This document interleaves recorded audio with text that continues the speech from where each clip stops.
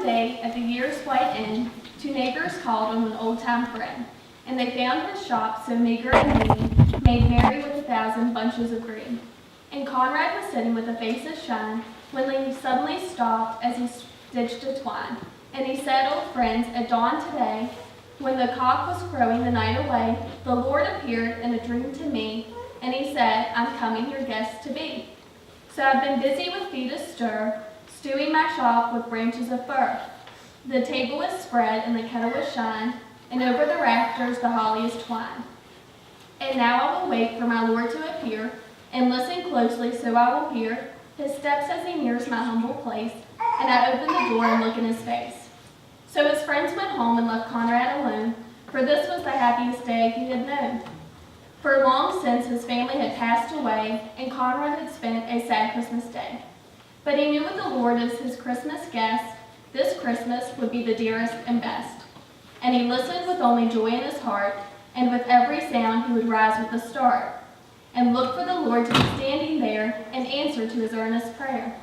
So he ran to the window after hearing the sound, but all that he saw on the snow-covered ground was a shabby beggar whose shoes were torn, and all of his clothes were ragged and worn. So Conrad was touched and went to the door, and he said, "Your feet must be frozen and sore, and I have some shoes in my shop for you, and a coat that will keep you warmer too." So with a grateful heart the man went away, but as Conrad noticed the time of day, he wondered what made the dear Lord so late, and how much longer he'd have to wait, when he heard a knock and he ran to the door, but it was only a stranger once more. A bent old crone with a shawl of black, a bundle of kindling piled on her back. She asked for only a place to rest, but that was reserved for Conrad's special guest. But her voice seemed to plead, "Don't send me away. Let me rest a while on Christmas Day." So Conrad brewed her a steaming cup and told her to sit at the table and sip. But after she left, he was filled with dismay, for he saw that the hours were passing away, and the Lord had not come as he said that he would, and Conrad felt sure that he had misunderstood. When out of the stillness he heard a cry, "Please help me and tell me where I am." So again he opened his friendly door and stood disappointed as twice before. It was only a child who had wandered away and was lost from her family on Christmas Day. Again Conrad's heart was heavy and sad, but he knew he would make this little child glad. So he called her in and he wiped her tears and quieted her childish fears.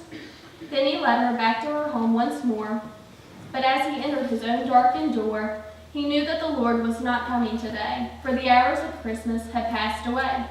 So he went to his room and knelt down to pray. And he said, "Dear Lord, why did you delay? What kept you from coming to call on me, for I wanted so much your face to see?" When soft in the silence a voice he heard, "Lift up your head, for I've kept my word. 3 times my shadow crossed your door. 3 times I came to your lonely door, for I was the beggar with bruised cold feet. I was the woman you gave to eat, and I was the child on the homeless street.